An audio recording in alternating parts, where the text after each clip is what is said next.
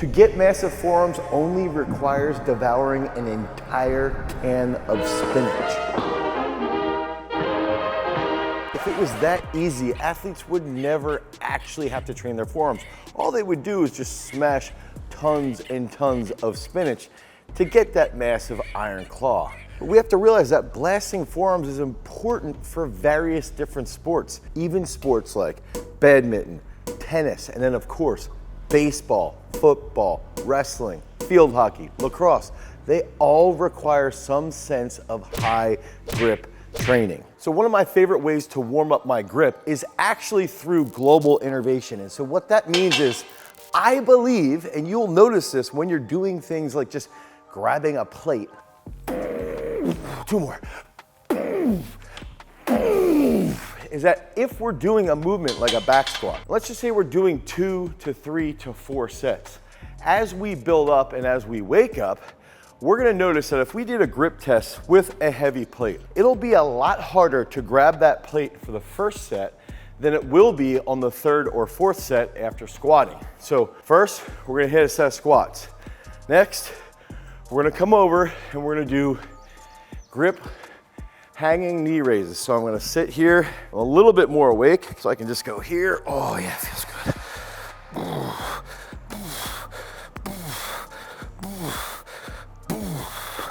I'm gonna rest about 20 seconds, and then finally, I'm gonna go here, and I'm gonna do towel grip, hammer curls. You can use a dumbbell, you can use kettlebells. And what I recommend is go through this again 3 to 4 times, and you'll notice that the curls with the towel and the hanging towel leg raises are drastically easier on the 2nd set, the 3rd set, the 4th set, because of what the back squat does. The back squat forces your nervous system to wake up a little bit more and help increase that innervation or potentiation of your nervous system, which then will increase your grip strength.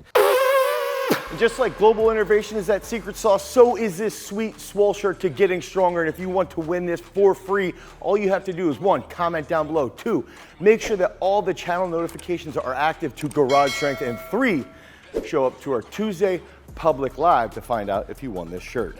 A weakening grip is never a good thing. It's like your hands just don't want to hold on. You're trying to keep your competition closer. You're trying to keep the barbell closer. You're trying to keep things in your grasp. And if your forearms are weak, none of that is actually going to happen. Think about that running back in the 4th quarter, trying to take the ball to the house, and that grip strength will help control the ball so that he doesn't get it punched out, which could in turn lead to a fumble. And developing forearm strength is pivotal to making sure that all these things can happen so that you can then succeed in your realm of sports performance. Have you ever noticed that dumbbells, barbells, they tend to be a lot smaller than the apparatus that we might be using inside of sports performance?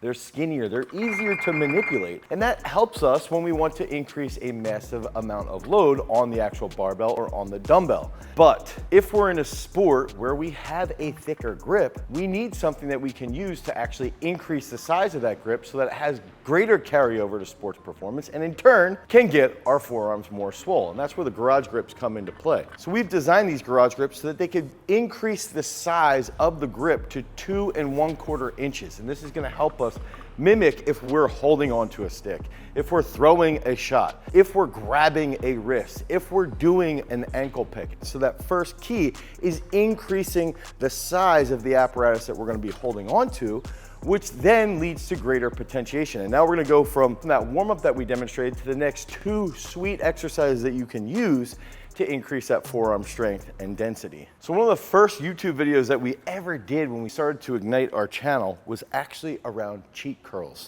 And the reason why I love cheat curls, and in this case, I love heavy as cheat hammer curls with the garage grips on it, is that we can actually get a little bit of a swing in there, and then the eccentric is gonna overload that brachioradialis to blow up our forearms, okay? So if I wanna do, oh, this is tough. I'm gonna be squeezing through my thumb. I can feel that in the pronator teres and through my bicep and through my forearm. This is gonna potentiate the shit out of my forearms. Oh, one more in each.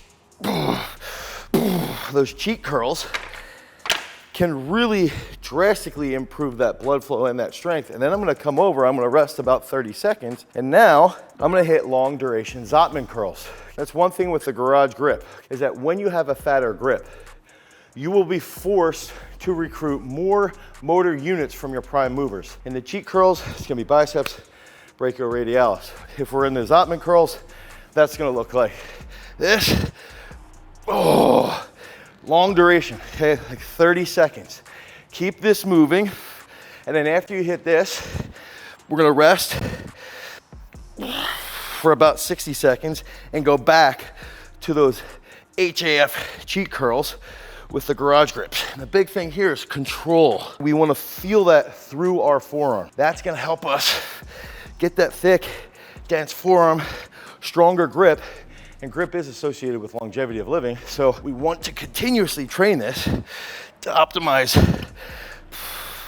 oh my God, forearm strength and capability. Rest 60 seconds. You go cheat curls for 17, come back over to Zotman curls, do that for about 30 plus seconds, and then work through those sets over 5 to 6 sets to get that massive forearm strength. So when we're thinking about sport-specific training for the forearms, one, they have to have really good endurance. Two, they also have to be very, very explosive. So that's where these next two movements come into play, is that I want to train my grip to be as explosive as possible. And there's a couple other ways that you can do it. But these two exercises are absolutely phenomenal. And the one, probably gonna bet a lot of money none of you have ever seen before. So comment down below if you've seen this exercise. What I wanna do is essentially a grip plyometric. So what we're gonna do is we're gonna set up our power elastic band here, our HAF band.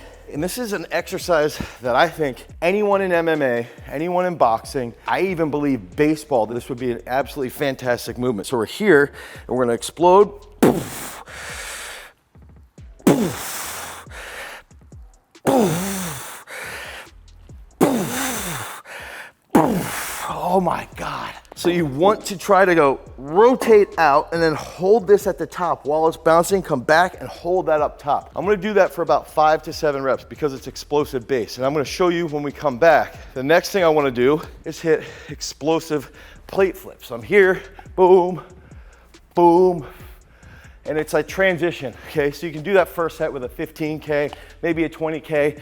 One thing I also noticed is that my left arm, there we go, is usually uncoordinated at first. Okay, now I'm gonna rest about 20 seconds. Sometimes I wanna demonstrate this a little bit clearer for you with a little bit lighter weight. I had, what is that? That's a 40, okay? So we're gonna go with a 25. I'm gonna take this out of the 40. I'm a little fatigued already from that first set of the bouncing kettlebell rotations, right? Then I got into that plate flips. When I get here, I like to grab the nut. I want to be as explosive as possible. So you want to rotate as quickly as you can, and then you want to absorb that energy on the rebound. So it's here, and you can rotate in a little bit, use your biceps a hair to manipulate it, and then squeeze to the forearm at the top.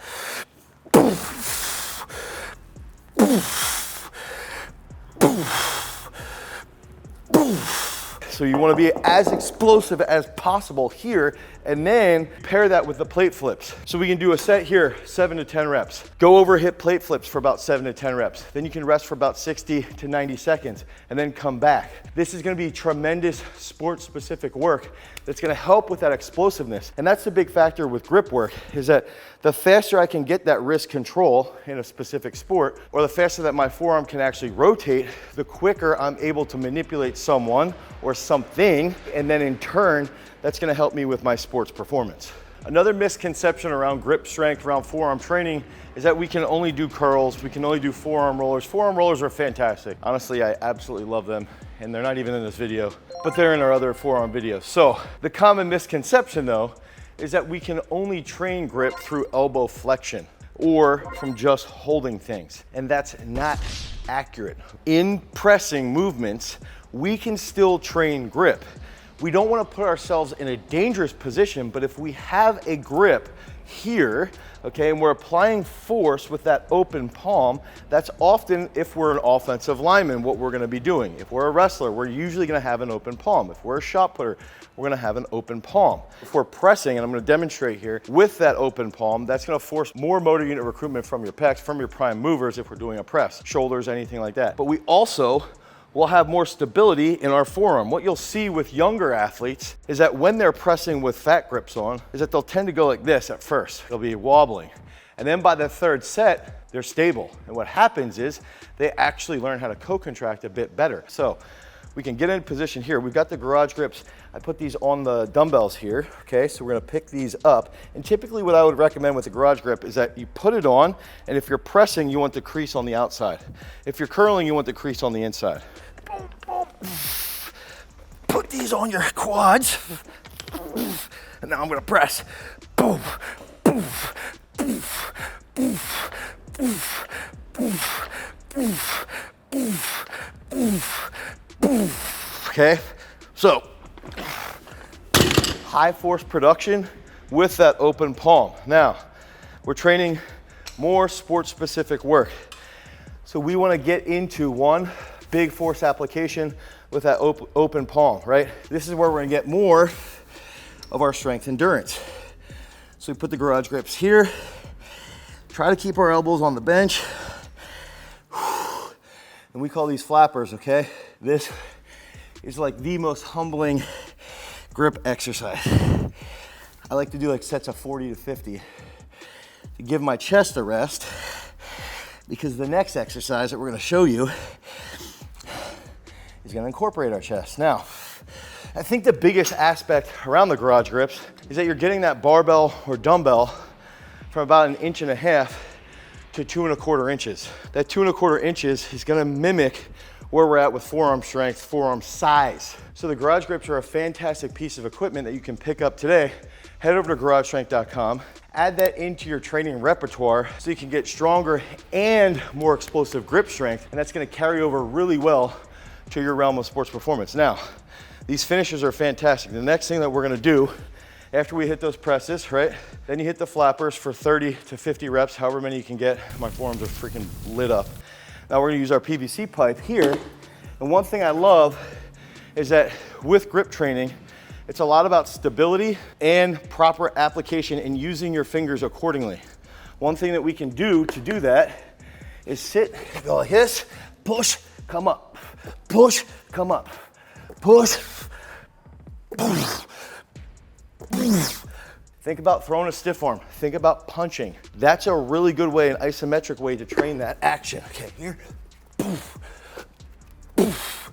My left arm, come on, left arm. Poof, poof. Oh my gosh. Go through this finisher 3 to 4 times. 10 to 17 reps with the garage grips on the dumbbells. Get to the flappers, 30 to 50 reps. Really just getting an absolute phenomenal pump. Come over now onto those PVC push-ups. Hold that position at the top. When you're holding that at the top, that's gonna help with that trunk control. Then you rest about 60 seconds, get right back into pressing with the garage grips. These are all fantastic ways you can increase your strength endurance and you can increase your sports performance. My forearms are completely lit. Remember, freaks, if you wanna become a champion and get those swole forearms, you've always gotta cultivate your power. Peace.